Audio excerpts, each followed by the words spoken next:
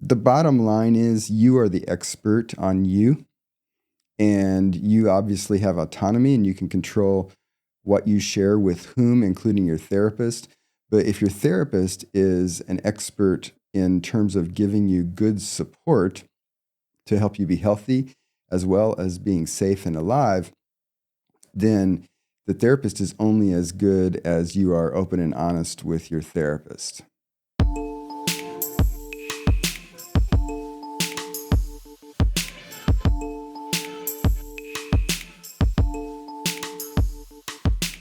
Welcome to Wellness with John. I'm John Peters, and these are resources to help you thrive. So just a warning about this video, I am going to talk about suicidal thoughts and feelings.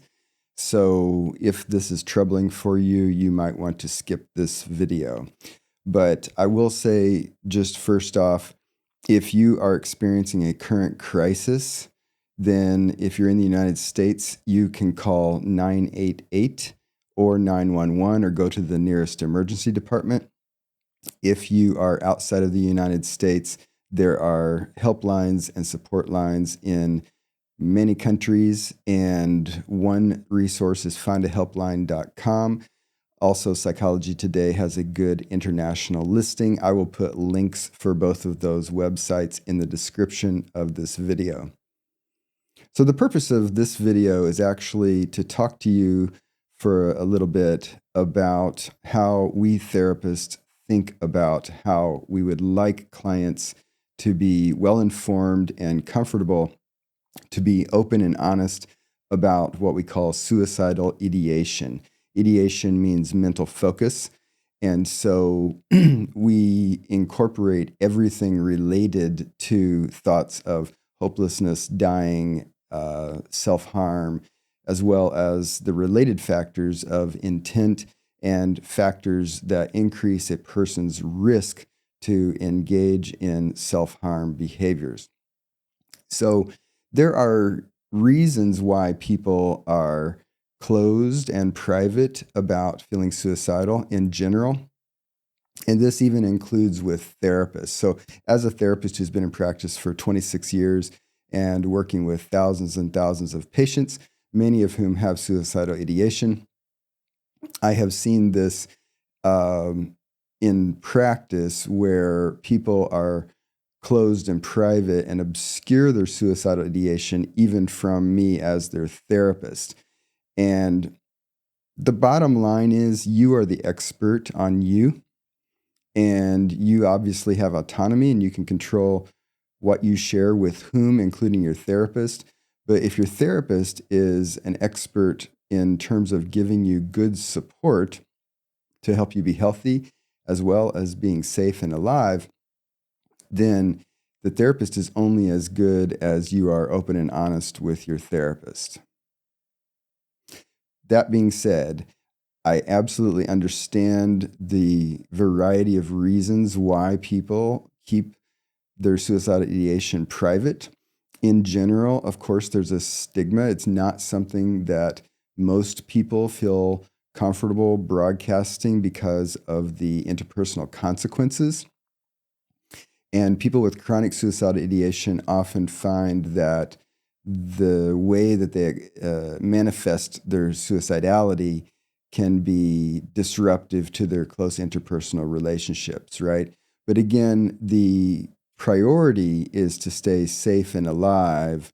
The other concerns are secondary to that in terms of dealing with complicated reactions of others and dealing with the complications that might come with close relationships because of chronic depression, chronic suicidal ideation, chronic suicidal behaviors or self-harm behaviors. So, the reasons that people often would keep suicidal ideation private, even from their therapists, include that sometimes people come to therapy and they're on the front edge of dealing directly with whatever issues exist for them, both like the direct issues of I'm depressed and the indirect issues of what are the things that are leading me to be depressed. People, when they come to therapy, may be on the front end of that process, and so may feel uncertain about what to share and how to share it. And some people in that situation will understate their symptoms and understate the severity of their symptoms. So someone might come to therapy and say, yeah, I'm feeling a little down. When in reality, they can't get out of bed, they can't get to work, they're thinking of killing themselves, they can't eat, they're losing weight. So someone may have a relatively more severe episode of a major depression, but understate that to themselves, to others, to the therapist.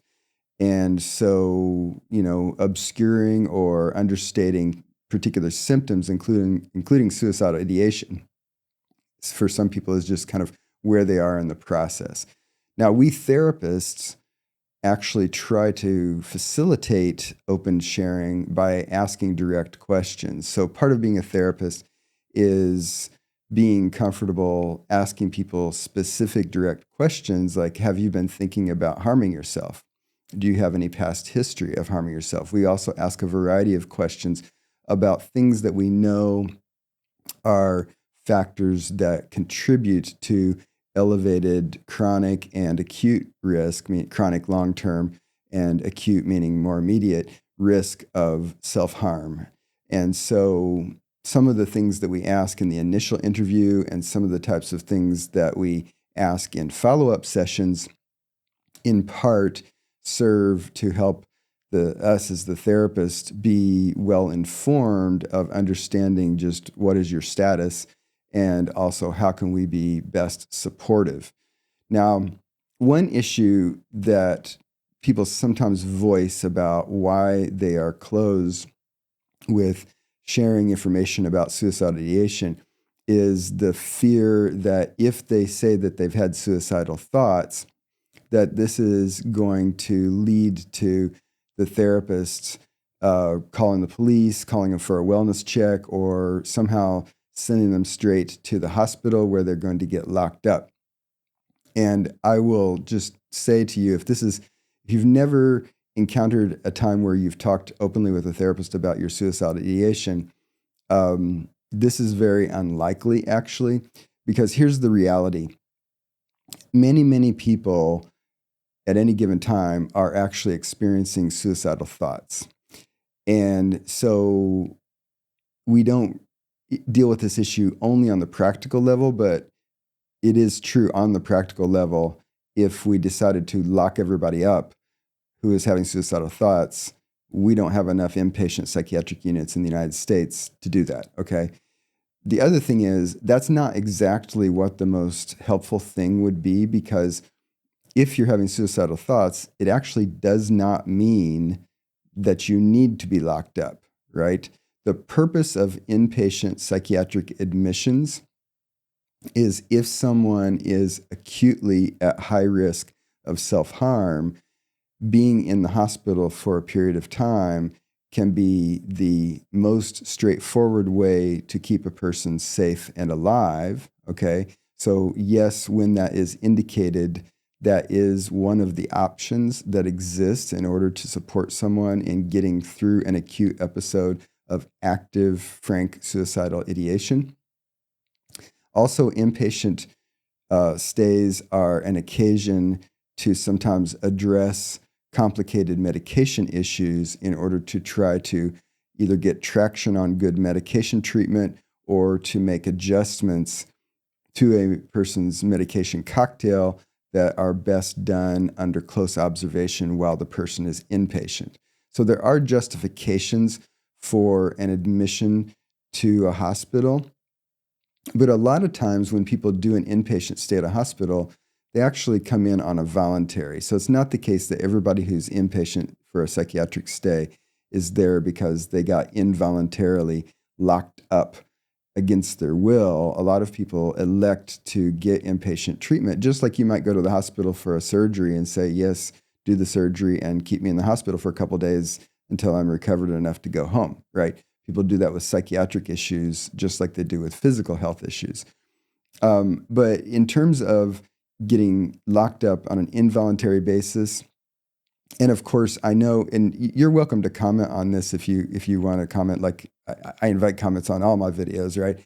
I'm sure that someone out there is watching this video and thinking, well, but that happened to me. Someone called and kind of swatted me and got me locked up for 3 days. It is a thing. It's not a perfect system. And erring on the side of safety does sometimes happen. And there are cases out there where someone got temporarily admitted who then was found to not really need to be there. But basically, from the standpoint of the staff of the inpatient units, they actually don't really want you there if you don't need to be there. So it's not that hospitals are reaching out and saying, who can we capture and admit inpatient so we can make more money off of them? Those units are all overburdened to begin with. And so their resources are limited, and they're really trying to carefully filter out who doesn't need to be there. So the reality is, even if someone calls a wellness check on you, even if you get taken to the emergency department and temporarily kind of detained there in order to get a competent evaluation, a lot of times the inpatient psychiatric staff will come consult on you while you're in the emergency department and decide that actually, no, we don't want to admit you. You're not really a good fit for inpatient treatment, and we're going to treat you outpatient and send you home. The reasons that people get admitted is if the opinion of the emergency department staff and the psychiatric staff is that, yes, it does seem that you pose some sort of significant risk of harming yourself. And so we're going to admit you in order to make sure that we keep you safe enough to resolve that so that outpatient treatment is safe and appropriate, right? But, again, this is also governed by state laws because we in the United States have civil rights that protect us from having our rights infringed upon. And in general, this is not standard across all 50 states, but in general, you could think about what happens with the first step of an involuntary admission is often it's a 72-hour hold. So legally, a doctor, a medical provider can invoke a 72-hour hold on someone if they really can justify that there's a basis for assessing some sort of acute risk, some immediate risk of self-harm or other type of issue that would result in dire consequences. But at the end of 72 hours, you really can't be held beyond that unless at that point there's additional basis for filing for some sort of extension of that, often called a commitment. And so you really typically 99% of people are, even if they're admitted under a 72-hour hold, are not going to end up, stuck in the hospital long term. This is even more true today than it used to be because ever since the 1980s in the United States, there was a decrease in funding for state hospitals. And so the whole practical issue is that even if psychiatric staff wanted to capture a lot of people and keep people inpatient longer, the resources just aren't there to do it, right? So there's a pressure appropriately on the medical institutions to be careful in who they're treating in what ways, including who are we admitting inpatient versus who are we electing to treat outpatient, right? So there are some things in place to try to not only explicitly protect your rights as someone who deserves freedom and autonomy, but also reasons why medical care is striving to be competent, which means we really don't want to be treating something that we don't think actually exists, right? So again, the fact that someone is suicidal doesn't mean they need to be treated at the inpatient level of care, right? What determines that is the perceived level of actual immediate risk that the person's at, which is something that I, as an outpatient provider, would try to understand in order to give good advice to my patient about the appropriate care plan that they should pursue. But it's also the way that people think about it when we evaluate someone who is in the emergency department or at the phase of potential admission into an inpatient treatment care. That's what we try to evaluate. We don't just say, have you been thinking suicidal thoughts? Okay, let's admit you. because again, lots of people have suicidal thoughts where their risk is moderate to low, it's well managed, and what we're thinking is that the person is actually safe to be treated in the outpatient setting, right? So many people are depressed around the world. Many people are depressed in the United States. Most of that treatment, the vast majority of that treatment, is in the outpatient setting. And this does include people with suicidal ideation. So the bottom line is we don't admit everybody simply because they're having suicidal ideation. What we try to do is carefully assess it and decide, does the presentation in this moment seem to be one of high risk, medium risk, low risk, and what are the particular risks and what are the factors that seem to potentially promote it, and what are the protective factors that exist too. And weighing that in its totality can give someone a careful view of what the best recommendation would be for the care plan. Now, again, you help that whole process be more competent if you are honest with yourself and you're honest with your care provider. Your care provider is not going to give you good advice if you hide your symptoms or absolutely understate them. And you're only going to get as good care as the provider can understand your situation. And we're not psychic. We can't reach inside your head and know what's in there. And the reality is that people do hide stuff even from their therapists. So I get why people are shy about sharing things, including the fear that it could have this consequence of potentially escalating the level of care. People worry about cost of that and disruption of their life and loss of freedom.